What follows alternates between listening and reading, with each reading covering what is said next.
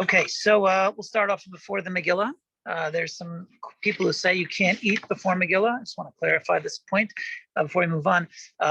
Some people say you can't eat before Megillah, and I think what that means, if a person is fasted the entire Thursday, right, Thursday night's Megillah, and let's say they're not going to make it to the first reading, they're going to go to the second reading, right? Like, let's say if someone's wife who needs to watch the kid and is going to go out later to a second reading, that might be requiring someone to wait an abnormal amount of time with not eating. It's a little bit unrealistic. So actually, in terms of the law of not eating, there's two kinds of not eating in halacha. Whenever you come across halacha not eating, there's two. One is you can't eat at all, like before the morning prayers, before Shacharis, before Kiddush on Friday night, you can't eat at all. And then there's another time where it says you can't eat. The expression is you can't sit down to a meal. That's a different type of prohibition. You can eat, you just can't sit down to a meal. So, and that's by when it comes to the laws of Megillah, and there are many mitzvahs of that nature. When you're about to embark in a mitzvah, you're about to engage in a mitzvah, they want to make sure you don't basically get carried away, right? You sit down to a big meal, you might get carried away. You know, the next course, the dessert, and who knows when before you know it, the mitzvah is over, right? And there's actually not only is it to do with eating, the Mishnah elaborates on different activities that you can't do before it's time to do a mitzvah. One of the things the Mishnah talks about is going to a merchatz, a bathhouse in the olden days, which was a process. Maybe going to the beauty salon would be an example today of things that can drag on and take a while. So anyways, eating in this case, you can eat anything provided that it's not bread. So you can eat as much as you want of anything else. And if you're eating bread, you're allowed to eat up to a kibbetz, up to an egg's worth of bread. And that is permitted before Megillah.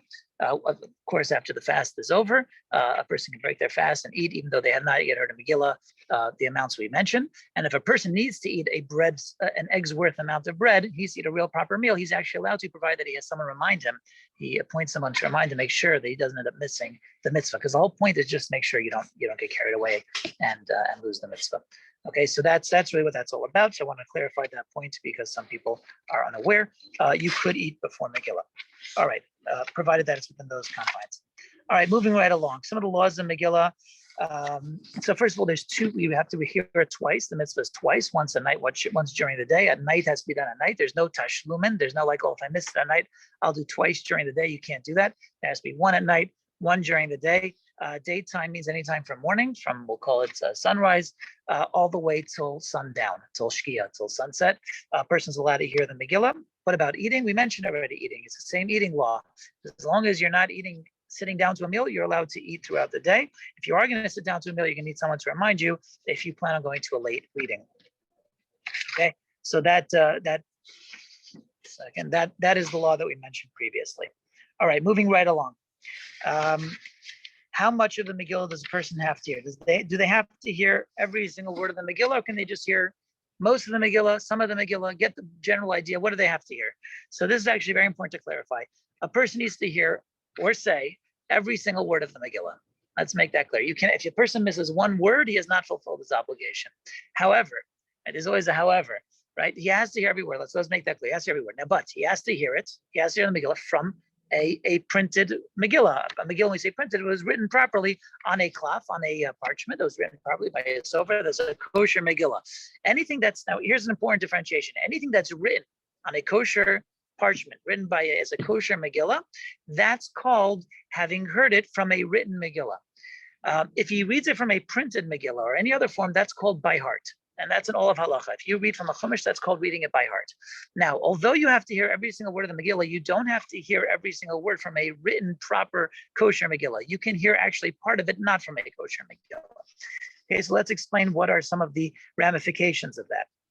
Okay, so can you read the entire Megillah from a chumash?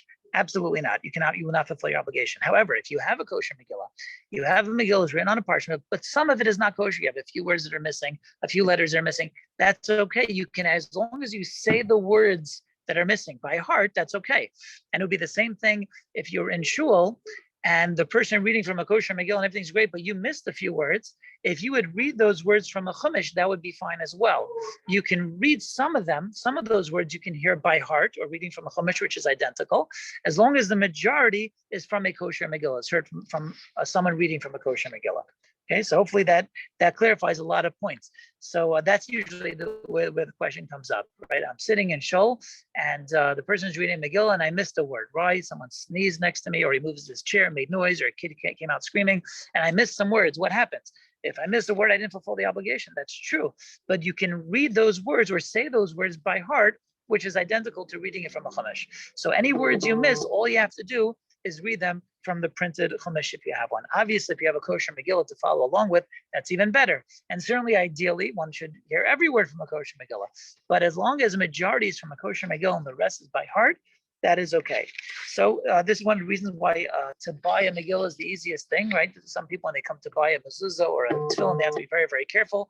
But when it comes to a Megillah, you don't have to be quite as concerned, because as long as majority is written kosher, even if a minority, a minor portion of it is written not kosher, it's actually a kosher Megillah. You can actually fulfill your obligation. This is one of the reasons why when they first train sofas, first thing they do is they train them on Megillah. Because even if they make a mistake, or 2 or 3 or 10 or 25, it's still technically a kosher. Okay. So yeah, we said majority has to be kosher. Well, the laws of the actual scroll is not as important to us, so we'll move on from that point. Saying the brachos, we know they're blessed, said before the Megillah. Let's say someone already fulfilled his obligation, is coming home, whatever he's doing the second reading, for people who have not yet fulfilled their obligation, but he did. Could he make a blessing for them? Right, that's the question. So he can make a blessing for them. There's actually 2 customs with this. In some customs, the people who have not yet fulfilled their obligation, they will make the blessing, and the reader will simply read because he already fulfilled his obligation. If there is concern that the people listening don't know how to make the bracha, don't know which blessing to say, or whatever the case, he is allowed to make the blessing and read for them. If it's the listeners making the blessing and they're women, there is a custom not to make the same blessing. The regular blessing is al mikra Megillah, and a woman would make a blessing lishmoa mikra Megillah. There are reasons why this is the case, without going into much detail. If a woman is making a blessing on someone else reading for them who already fulfilled the obligation, there is such a thing to say a lishmoa mikra Megillah if they're not making a blessing for them. Okay. A woman is obligated in this mitzvah, and in fact, in all the mitzvahs, just like a man, they're obligated to shlach manos, matanos lavionim, giving gifts to the poor. They're also obligated to hear Megillah twice, once at night, once at day. This is not one of the mitzvahs that say shazman grama, time-bound mitzvahs, which women are not obligated. All right. Does a Megillah need to be read with all the tunes and all the details? So first of all, in terms of tune, ideally, of course, it's preferable. If someone knows how to read it properly with the correct tamim, the correct tunes, he should. But if there's no such thing, you're allowed to read it straight as long as you read the words properly. So as long as you read the words properly, you don't actually have to do the proper tune if you don't know it. How about mistakes? Let's say you make some mistakes along the way. Are mistakes the problem? So here's what we said: that any word that's missed is not, you don't fulfill the obligation. What about if a word is mispronounced? Right? How about that? So the rule is, as long as the word, that the mispronunciation does not change the meaning of the word, it's actually okay. If it changes the meaning of the word, it's problematic. So someone should be able to differentiate whether it changes the meaning of the word. There's one example mentioned in the Mishnah that people are not aware of, is the word ba'a, beis aleph hey, which means to come. It either means coming in present tense or past tense, and that's called changing the meaning. How do you differentiate whether it's past tense or present tense? It depends if the tune, the note, is written in the first part of the word or the second part of the word. And therefore, the pronunciation is either ba'a or ba'a. Okay, so ba'a is past tense, ba'a is present tense. That's one thing that someone who reads the Megillah should be familiar with, or at least someone listening should correct that. Actually, that has to be written properly, because if you do it the wrong way, you're actually changing the meaning. You made it from present tense to past tense. That's a different meaning. It does show up in the Megillah. It shows up by Esther when she came before the king. The word ba'a is used, so you have to know if it's present or past. It's also used in the Chumash by Rachel ba'a in Matzon. For those who are familiar. So that's one of the things that people do not know about that has to be read properly. The 10 sons of Haman are usually read by the congregation first. Why is that? It's done so because there's a custom to do it in one breath, to allude to the fact that they were killed in one day at one time. So it's supposed to be read in one breath. If someone else is reading and you're listening, you can't really do it in one breath. So therefore, the custom is that the reader pauses and everyone tries to read it in one breath. If they did not get it in one breath, they still fulfill their obligation. So therefore, it would come out from here that it's more important to say the words properly, they're not easy words, than to get it in one breath. So that would be a better strategy. Or you can practice at a time, try to read them properly and get it in one breath. Certainly that would work. Should a person read along with the person reading? Should a person read along? So the answer is it's good because it helps keep engagement going. The problem with it is that a person, if he reads too loud, he won't hear from the reader. Only what's called hearing from the reader is called hearing something that's written. Otherwise, it's all by heart. So he should make sure to read it very, very quietly, not to interrupt himself from hearing, and not to interrupt his neighbor from hearing either. Okay, so those two are very, very important points. If the reader made a mistake, the listener can simply fix it on his own by reading it properly.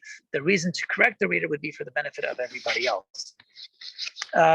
What else? Speaking during the Megillah, if the person needs to speak, they should not speak because there's a blessing before and after. They shouldn't speak to interrupt. If they did speak, however, they still fulfill the obligation, provided that they didn't miss any words. If they missed words because they spoke, and the assumption is if the reader's going and they're speaking, they missed words. So that's the reason not to speak. If a person did miss a word, by the way, they can simply catch up in their chumash and just catch up to the reader wherever they're up to, and from there on, listen to whatever the reader is saying. Finally, I think we covered most of the points. The last point about listening over Zoom and things like that, we spoke about once. I believe it was a shalosh this recently. The law is as far as Zoom, over the phone, over a microphone. If someone has a hearing aid and listening to Megillah through all these different forms of digital kind of noise, the law is basically the same. It's doubtful whether one fulfills their obligation. Rav Moshe Feinstein ruled leniently in a situation where there's no choice. A person stuck in a hospital, for example. I think he would rule likewise if a person stuck at home because of COVID. If they have a reason why medically they're stuck at home, they're not going anywhere because of COVID. Rav Moshe Feinstein would be lenient as well, provided that we're dealing with a rabbinic obligation, which is Megillah. So that it would be the basis to be lenient for someone who needs to be home, who is not leaving the house. If they're going to the gym and they're going to the supermarket, going everywhere else, but Megillah they don't go to, so that would already arouse suspicion whether this is truly a need. But however, for rabbinic prohibition, like a rabbinic obligation, we mentioned, one can be lenient if they are very strict on not leaving the house anywhere else in a situation such as this year. Obviously, it should not become the new custom in any way. All right, I wish everybody a wonderful night.